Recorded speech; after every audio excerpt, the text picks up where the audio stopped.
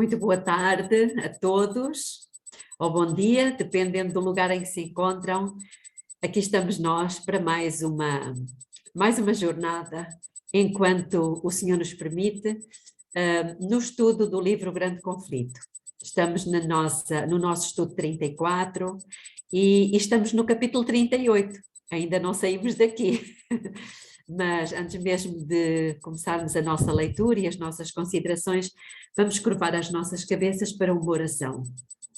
Eterno Deus, querido Pai que está nos céus, o Senhor está no controle de todas as coisas.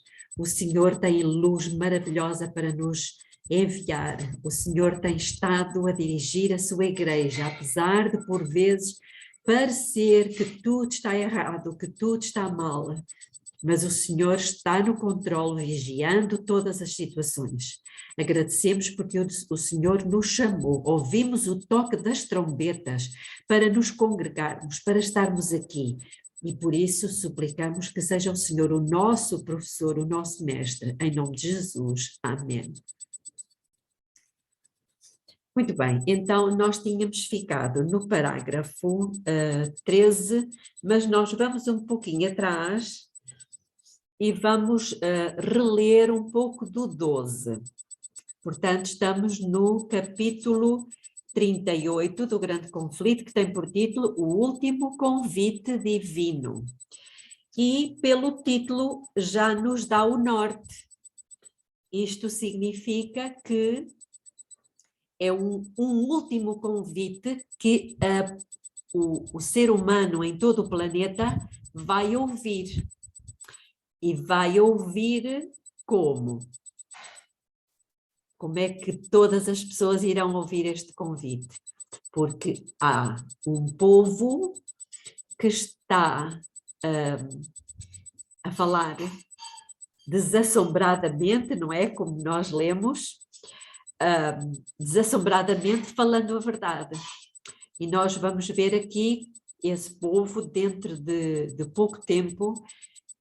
Eu espero que seja muito pouco tempo, apesar de primeiro ter que acontecer uma grande revolução na igreja. Não sei se aí nos Estados Unidos e no Brasil saiu um livro. Aqui em Portugal, aqui há uns anos, saiu um livro cujo título era exatamente este: Revolução na Igreja. Alguém se lembra desse livro? A Celeste lembra-se, o irmão Eduardo certamente que também. Então, antes deste convite ser dado a todo o mundo, de nós o espalharmos aos quatro ventos, vai ter que haver uma grande mudança. Então diz assim no parágrafo 12, a conscienciosa obediência à palavra de Deus, portanto esta obediência por parte daqueles que são, que permanecem fiéis, será considerada rebeldia. Portanto, as pessoas não vão,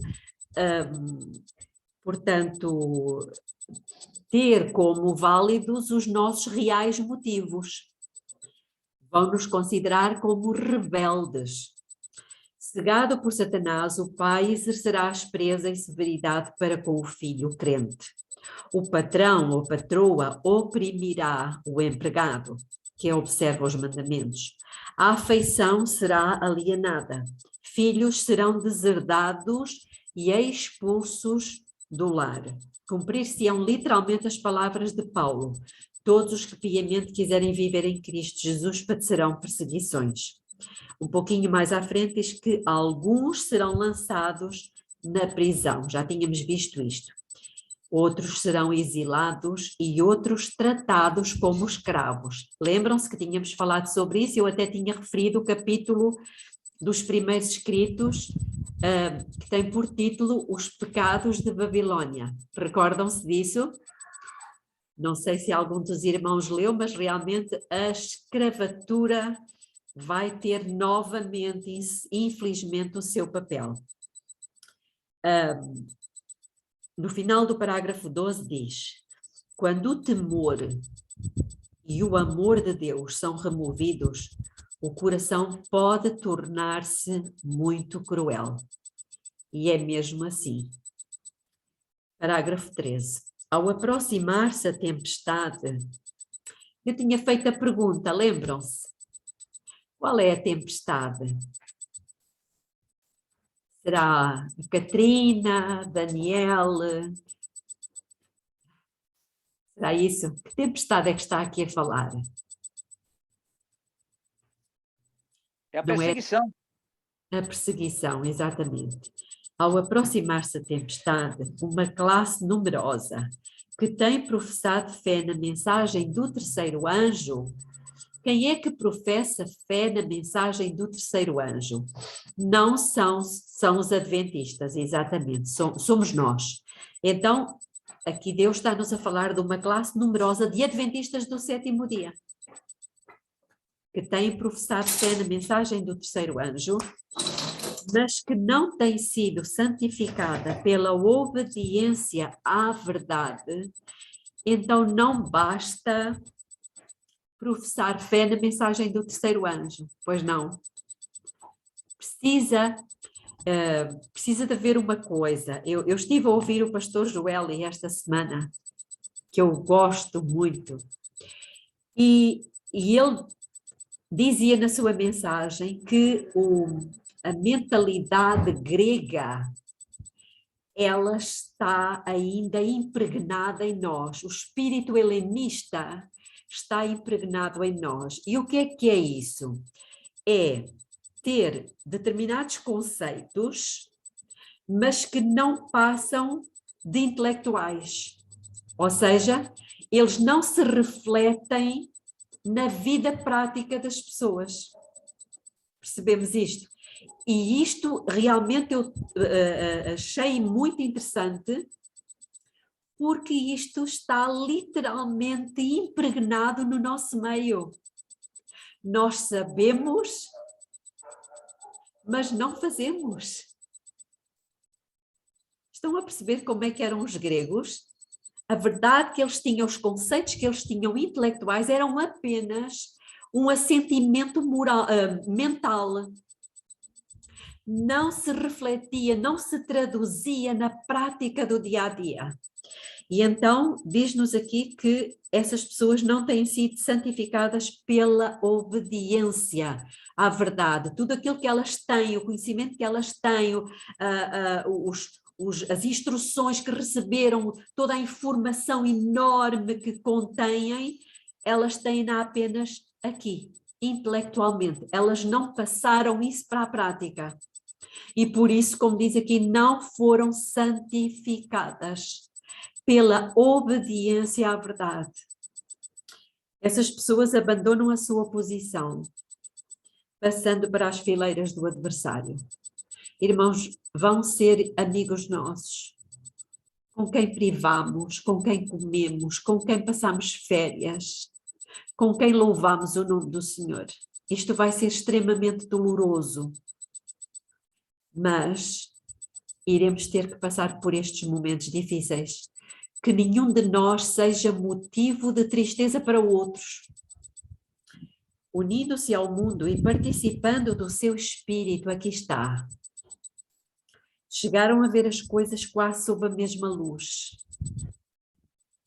Ou seja, a forma como o mundo pensa, como o mundo raciocina de causa para efeito, é a mesma forma de pensar de muitos dos nossos irmãos nesta altura. E em vindo a prova estão prontos a escolher o lado fácil, o lado popular. Homens de talento e maneiras agradáveis que se haviam já regozijado na verdade, irmãos que se alegraram sinceramente na verdade, empregam a sua capacidade em enganar e transviar as almas. Tornam-se os piores inimigos dos seus antigos irmãos. Quando os observadores do sábado forem levados perante os tribunais para responder por sua fé, estes apóstatas serão os mais ativos agentes de Satanás para os representar falsamente e os acusar, e por meio de falsos boatos e insinuações incitar os governantes contra eles. Portanto, já estamos a ver pessoas que não tiveram uma transformação no sentido de não, como diz aqui, não terem sido santificadas pela obediência à verdade. Parágrafo 14. Neste tempo de perseguição, provar-se-á a fé dos servos do Senhor. Deram fielmente a advertência. Portanto, isto agora aqui é importante, irmãos, é que nesta altura, quando está relatado este capítulo, já o povo de Deus fez o quê? Já deu a mensagem. Percebem? E vamos ver aqui pelo relato que realmente isso já aconteceu, ou seja, a última advertência já foi transmitida, nós já cumprimos a nossa obrigação. Então diz, deram fielmente a advertência, seguindo tão somente a Deus e sua palavra. O Espírito Divino, atuando em seu coração, constrangeu-os a falar. Estimulados por um santo zelo e forte impulso divino, cumprem o seu dever sem deter-se, para calcular as consequências de falar ao povo a palavra que o Senhor lhes dera. Não consultaram os seus interesses pessoais ou temporais. Vejam que eles não tiveram em consideração nem os interesses temporais, nem tampouco procuraram o quê? Defender a sua reputação ouvida. E hoje, infelizmente, eu tenho encontrado muitos dos nossos irmãos extremamente preocupados com a sua reputação. O que é que vão dizer de mim? Ai, não posso fazer assim, porque o que é que vão pensar? Ou seja, têm que manter a máscara, têm que manter o seu bom nome, sem mancha. Mas estes fiéis filhos de Deus, eles não terão a preocupação de defender a sua própria reputação ouvida. E nós sabemos que muitos dos nossos irmãos foram acusados de coisas horríveis no passado, não foi? Lembram-se o que é que diz lá numa das bem-aventuranças? E mentindo dirão todo o mal contra vós. Não é verdade? Mentindo dirão todo o mal contra vós. Um pouco mais à frente diz, alguns vencidos pela consternação estarão prontos para exclamar: se tivéssemos previsto as consequências das nossas palavras, teríamos guardado silêncio. Acham-se cercados de dificuldades. Satanás os assalta com cruéis tentações. A obra que empreenderam parece muito além da sua habilidade para a levarem a termo. Estão quase a sucumbir.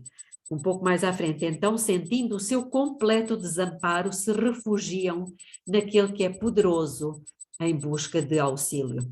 Lembremos-nos que todo o apoio humano vai nos ser tirado. Não vale a pena ter dinheiro porque nenhum advogado vai defender a nossa causa. Não basta ter influência porque ela nessa altura não vai valer de nada. Parágrafo 15. As mesmas provações foram experimentadas por homens de Deus nos séculos passados. Wycliffe, Huss, Lutero, Tyndale, Baxter, Wesley. Irmãos, estes irmãos podem servir-nos de alguma forma de conforto e de consolo. Porquê? Porque eles passaram exatamente pela mesma experiência e permaneceram fiéis. A perseguição virá com fúria implacável. Implacável. Satanás vai descarregar o seu ódio que tem guardado sobre esta geração. Um pouco mais à frente, toda a nova verdade teve que enfrentar o ódio e a oposição. Nova verdade. Mas será que é nova verdade? Porque é que aqui é dito isto? Toda a nova verdade. As verdades que foram recuperadas do original, né? Exatamente, e colocadas na moldura da verdade.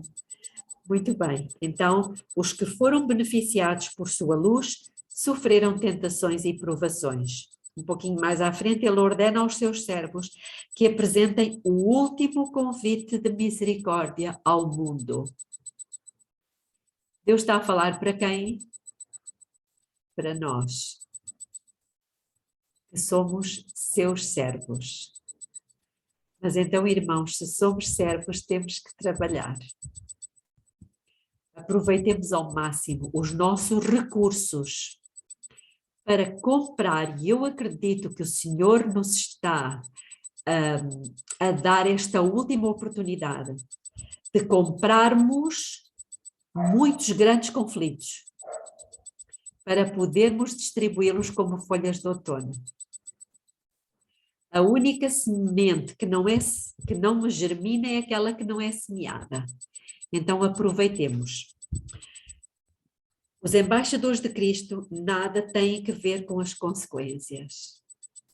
Devem cumprir o seu dever e deixar os resultados com Deus.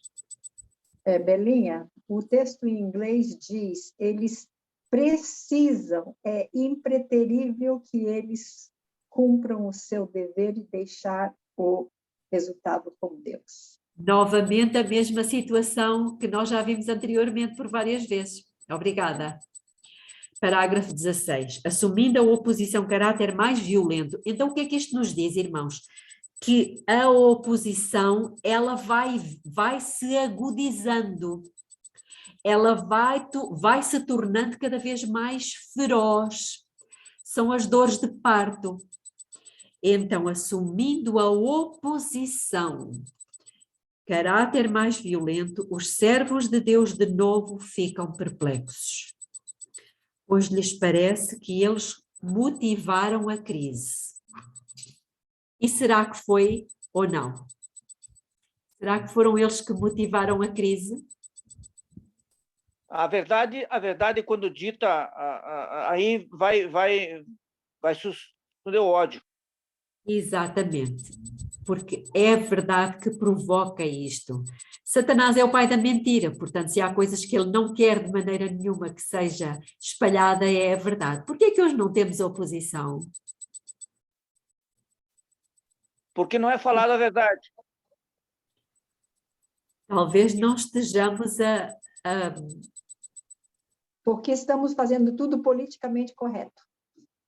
Exatamente. Influenciados pelo mundo. É exatamente isso. Pois é, terá que haver aqui uma grande mudança, uma grande revolução. Mas a consciência e a palavra de Deus asseguram-lhes que a sua conduta é correta. Conquanto continuem as provações, são fortalecidos para as suportar. A luta torna-se mais renhida e acirrada, mas a sua fé e coragem aumentam com o perigo. Louvado seja Deus. O seu testemunho é: não ousamos tentar alterações na palavra de Deus, dividindo a sua santa lei, dizendo ser essencial uma parte e outra não, com o fito de alcançar o favor do mundo. O Senhor a quem servimos é capaz de nos livrar. Quem é que disse isto? Daniel, os amigos de Daniel, Azarias, etc. Exatamente, e posso dizer-vos uma coisa, irmãos, foi Daniel e os seus companheiros, sim. O Daniel, particularmente o Daniel, eles quatro, mas sobretudo o Daniel, ele é um tipo da última geração. Sabiam disto? Ele é literalmente um tipo da última geração. E se não reparem, sabem o que é que... Algumas coisas, fazer aqui um pequeno parágrafo. O que é que... Para nós vermos como ele é um tipo da última geração, onde é que acham que ele possa ser o tipo? Em que aspectos? Gostava de vos ouvir. Na questão da saúde, da alimentação. Questão da alimentação, muito bem. Mais. Fidelidade a Deus e aos princípios. Sua determinação a favor da palavra de Deus e dos seus... A internet está muito lenta, irmão. coerência de vida dele, o Sim, exemplo de vida que ele O testemunho. demonstrou, E testemunho. também não ceder à falsa adoração. ora bem, muito bem. Vocês disseram está tudo certo, mas eu vou Caráter. citar aqui 3 aspectos, dois deles já foram falados, os outros não. Uma primeira coisa, ele foi levado para o exílio. Passou por um tempo de grande tribulação. Será que a última geração vai passar por esse momento também? Poderá essa geração ser levada para o exílio? Pode, irmãos.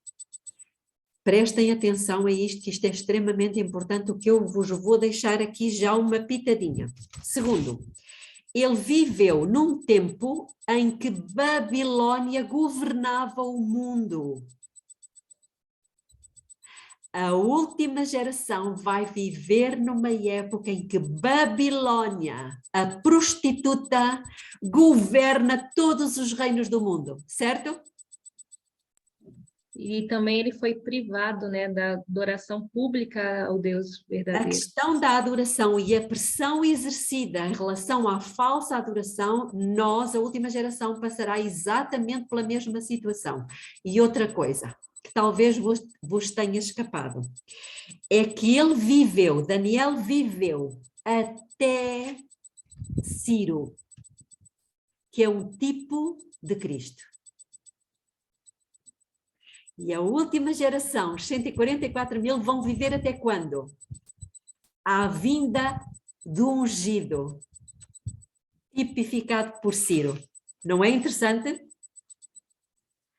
Agora, a pergunta que não quer calar é esta: como é que é possível ele ter permanecido fiel? Quando toda a nação, todo o povo, praticamente uma nação inteira, se entregou. Obediência. Eu posso dizer-vos uma coisa, eles foram levados cativos para a Babilônia, eles eram jovens. Sim, Cláudia. Ele se propôs no coração, com os 3 amigos dele, a não quebrar aquele que eles já tinham aprendido na infância. Ele se propôs no coração. Tem a ver com a educação que eles receberam. O caráter deles. Já Com foi a formado. educação que formou o seu caráter. Irmãos, quando nós dizemos o que a Ellen disse agora, não é? O caráter está certo, mas temos que ir mais atrás. Como é que aqueles 4, não vamos entrar nisso hoje, mas quem sabe, num futuro muito próximo, nós teremos que falar dos princípios da verdadeira educação. Uau! Isto é muito mais do que nós podemos imaginar. Eu estou apenas a começar a introdução a este assunto. Belinha, Mas, sim. uma das coisas que nós não devemos esquecer, que Daniel e os seus 3 amigos tiveram que deixar se fazer eunucos no meio de uma situação que eu entendo muito séria. E essa questão, ela é muito importante.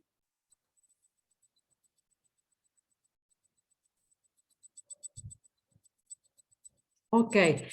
Irmãos, tudo isso que vocês disseram está certo, mas a pergunta é esta: como é que aqueles jovens, sendo jovens, como é que eles conseguiram permanecer fiel com todas estas dificuldades, com toda esta pressão?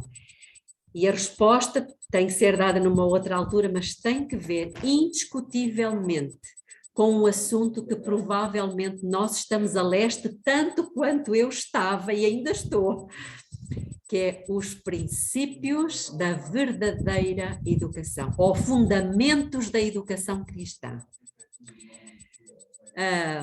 Vamos avançar, falaremos talvez nisto quando Deus me permitir, numa outra altura.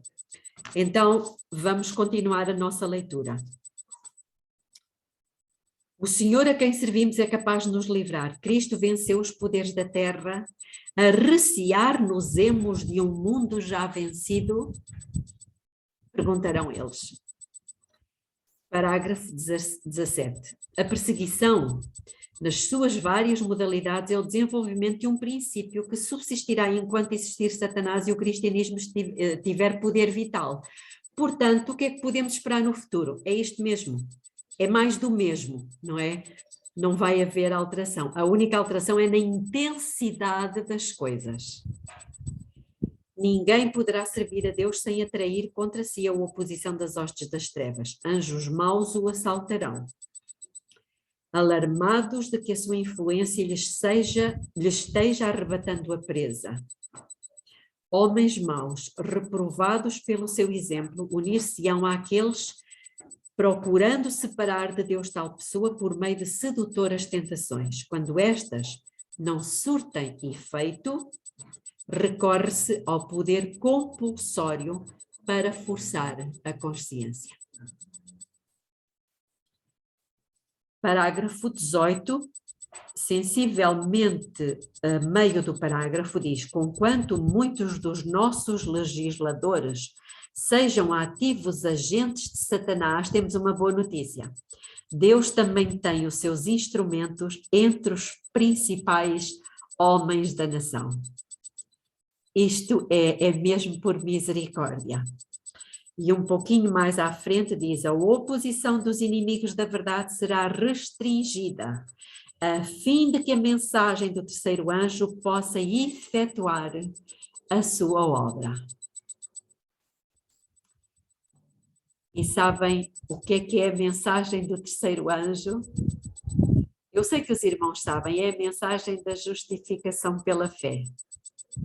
Mas tem uma outra citação do Espírito de Profecia que diz que é a essência da verdadeira educação. Uau! Então, o que é que Deus quererá dizer com isto? Algo muito sério. Avancemos para o parágrafo 21. A grande obra do Evangelho não deverá encerrar-se com menor manifestação do poder de Deus do que a que assinalou o seu início. As profecias que se cumpriram no derramamento da chuva temporã no início do Evangelho devem novamente cumprir na chuva serôdia no final do mesmo. Eis aí os tempos de refrigério. O que é que são os tempos de refrigério? Lembram-se daquela passagem de Atos dos Apóstolos 3,19, arrependei-vos e convertei-vos para que sejam apagados os vossos pecados e venham assim o quê? Os tempos de refrigério. Tempos de refrigério pela presença do Senhor. O que é que isso quer dizer? A vinda da chuva serôdia. É a chuva serôdia. Irmãos, prestem atenção, precisamos saber o significado disto. Tempos de refrigério. Deus nos está a chamar a tomar um refrigerante, ou não?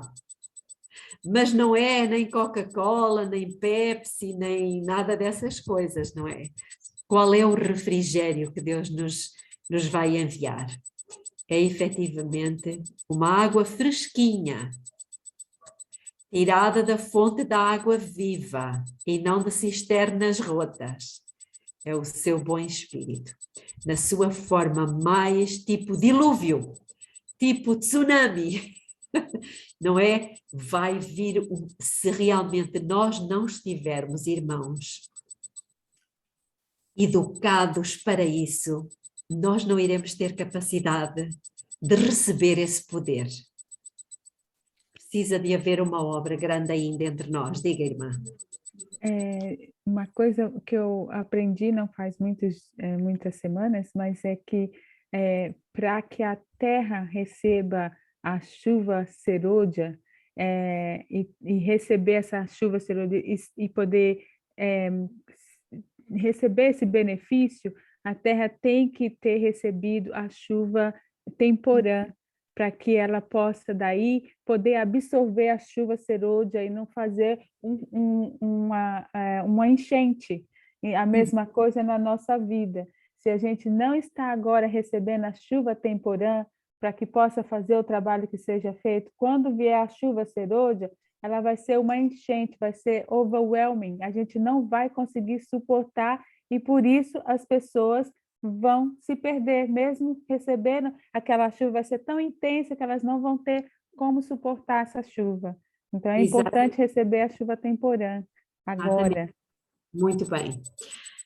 Então, eis aí os tempos do refrigério que o apóstolo Pedro esperava quando disse: arrependei-vos, pois, e convertei-vos para que sejam apagados os vossos pecados, e venham assim os tempos de refrigério pela presença do Senhor, e envie Ele a Jesus Cristo. Servos de Deus, eu gosto muito deste pensamento. Servos de Deus, com o rosto iluminado de quê? De santa consagração. Não é verdade? E a resplandecer de santa consagração, apressar-se-ão de um lugar para o outro, para proclamar a mensagem do céu. Irmãos, eu tenho para mim que nesta altura nós não iremos, porque o mundo vai estar numa situação muito difícil. As viagens, inclusivamente, elas estão a ser... como é que é dizer, impedidas de alguma forma, de várias maneiras. Tem havido muitos cancelamentos de voos, já ouviram falar disto? Muitos cancelamentos de voos. Por outro lado, também já aprendemos aqui que os recursos ser-nos-ão tirados para que não possamos comprar nem vender. E, portanto, como é que diz aqui... apressar-se-ão de um lugar para o outro para proclamar a mensagem do céu. Como? Eu tenho dois exemplos nas Escrituras, um no Antigo e outro no Novo Testamento. Querem que eu vos diga? Sim. Eu acredito que vai ser assim. Então, vamos aqui ao livro dos Atos, Atos dos Apóstolos, e nós sabemos, conhecemos a história. Isso encontra-se no capítulo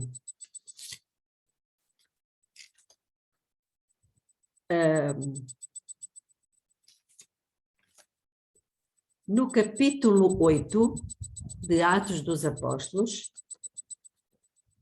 Lembram-se a história do Filipe e do eunuco?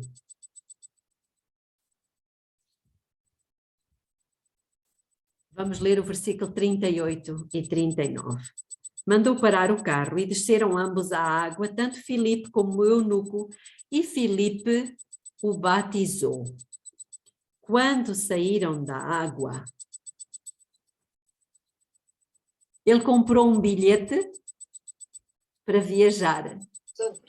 O Espírito Santo Arrebatou a Filipe. Desapareceu. E para onde é que ele o levou?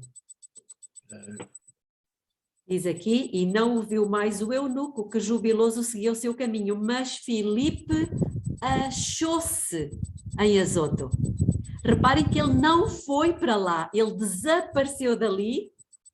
E se achou. E achou-se lá, apareceu lá numa outra cidade. Não precisaremos de comprar passagem. Olhem o que o Espírito do Senhor quer fazer. Impressionante. Isto é no Novo Testamento, mas existe uma outra passagem no Antigo Testamento que, vamos para lá, para a 1ª de Reis, que os irmãos certamente que já leram, e que se assemelha muito a isto. Olhem aqui, lembram-se quando Elias estava a ser perseguido? Tinha fugido, lembram-se? Lá para o monte. Olhem o que diz em 1ª de Reis. No capítulo 18, vamos ler aqui o versículo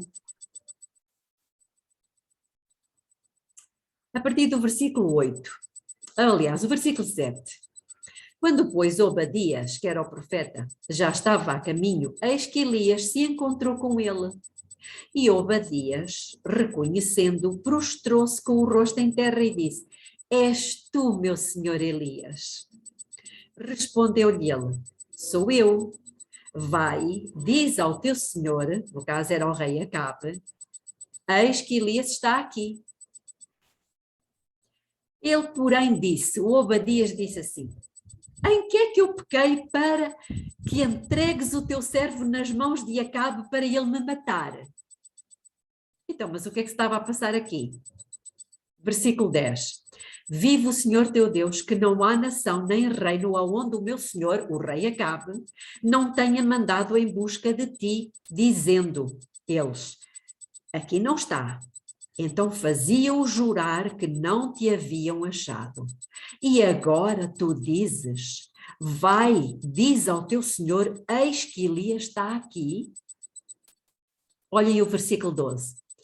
E será que, apartando-me eu de ti, o Espírito do Senhor te levará não sei para onde, e vindo eu dar as novas a Acabe, e não te achando ele, matar-me-á. Todavia eu, teu servo, temo ao Senhor desde a minha mocidade. Então, o que é que Obadias tinha consciência? Daquilo que lemos há pouco no Novo Testamento. Ele sabia que o Espírito de Deus tem poder para pegar numa pessoa, levá-la para outro sítio, e isso poderia acontecer. Ele estava cheio de medo que quando fosse avisar o Acabe, quando eles chegassem ele, o Espírito de Deus já tivesse levado o Elias para outro lugar. Então, será que isto pode acontecer no futuro? Vai ser assim uma coisa sobrenatural? Certamente que sim. Vamos continuar então. Servos de Deus com o rosto iluminado e a resplandecer de santa consagração, apressar-se-ão de um lugar para o outro para proclamar a mensagem do céu. Por milhares de vozes em toda a extensão da terra será dada a advertência. Operar-se-ão prodígios, os doentes serão curados e sinais e maravilhas seguirão aos crentes. Irmãos, isto já vai estar a acontecer debaixo de grande perseguição. Mas ainda estamos em tempo de graça. Por isso é que o capítulo tem por título O Último Convite Divino. É porque ainda existe graça nesta altura. Sim, Ellen. Oi, amiga. É um testemunho aqui referente ao que você leu. O Tiago vai falar bem rapidinho. Oi, Belinha. Boa tarde, tudo bem? Oi, boa tarde. Então, no tempo que eu estava em São Paulo, estava comportando em São Paulo, eu ouvi uma história muito curiosa, muito interessante. Uma das comportoras de lá, ela passou o dia todo trabalhando, e foi trabalhando, e se distanciando cada vez mais, ao ponto que ela estava meia-noite em um outro local que ela não fazia ideia, tentando vender um livro. Só que meia-noite nesse local não tinha mais transporte para casa. Perigoso também. Muito perigoso, ela estava sozinha, ela não conhecia ninguém, ela não sabia o que fazer. Meia-noite ela não sabia nem como voltar para casa. E aí Nem recursos, né? Porque não vendeu nada. Não vendeu. Isso. Ela não tinha como voltar, literalmente, ela não tinha como voltar. E aí essa menina se ajoelhou no meio da rua, era muito deserto, é mencionado isso. E aí ela se ajoelhou no meio da rua, pediu ao Senhor, me ajuda a voltar para casa. Quando ela abriu os olhos, ela estava de frente para a casa da comportagem, da campanha da comportagem. Louvado seja Deus. Ela viu o quê? Eu fiquei assim, estupefado com essa situação. Quando você falou, me lembrou de que nos nossos dias já teve alguém que passou por essa experiência. Obrigada, irmão. Muito bom. Deus é o nosso Deus, ele é assim cheio de surpresas e coisas sobrenaturais. Vamos continuar então. Satanás também opera com prodígios de mentira. Aliás, em 1 Tessalonicenses diz-nos com todo poder e sinais e prodígios de mentira, fazendo o mesmo descer fogo do céu à vista dos homens. Assim os habitantes da terra serão levados a decidir-se. A mensagem há de ser levada. não tanto por argumentos, como pela convicção profunda do Espírito de Deus. Irmãos, eu percebo que nós muitas vezes nós temos seguido um pouco esta linha dos argumentos, não é? Que é novamente o espírito grego.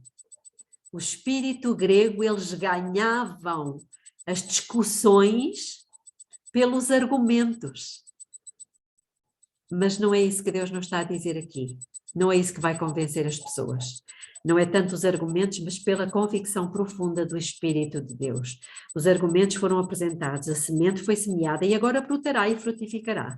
As publicações distribuídas, aqui está, por isso eu dizia há pouco, todo o dinheiro que nós pudermos empregar na compra de livros, façamo-lo, porque, como diz aqui, as publicações distribuídas pelos missionários têm exercido a sua influência. Todavia, muitos que ficaram impressionados foram impedidos de compreender completamente a verdade ou de lhe prestar obediência. Agora, nesta altura, raios de luz penetram por toda a parte. A verdade é vista em sua clareza e os leais filhos de Deus cortam os liames que os tinham retido. Laços de família, relações na igreja, são impotentes para os deter agora. A verdade é mais preciosa do que tudo mais. Apesar das forças arregimentadas, grande número se coloca ao lado do Senhor. Então, irmãos, estas palavras Deus nos está a dizer como que se Ele dissesse, vale a pena, não desanimem, continuem, porque vai haver resultados do vosso trabalho. Ainda que agora pareça que não vale a pena, que as pessoas não querem ouvir, parece. Deixemos Deus ser Deus. Entreguemos os livros, deixemos-los ficar nas casas das pessoas e Deus, na hora que Ele entender, da forma que Ele entender, Ele vai chamar a atenção daquela pessoa ou de outra pessoa naquele lar para ler aquelas palavras. Vamos orar. Amém. Querido Deus, eterno Pai que está nos céus, que o Senhor abraze os nossos corações com o seu Espírito e que nos ajude a ultrapassar a vergonha, o medo, para fazermos este trabalho de servos de Deus, mas acima de tudo, que o Senhor nos ajude a trabalharmos de forma a sermos santificados pela obediência à verdade. Amém. De nada vale nós estarmos a pregar a mensagem dos 3 anjos, quando o nosso testemunho é um testemunho que deita por terra tudo aquilo que nós falamos. Por isso que haja uma coerência nas nossas vidas e que, acima de tudo, possamos submeter-nos à sua vontade. É o que lhe suplicamos em nome de Jesus. Amém. Amém.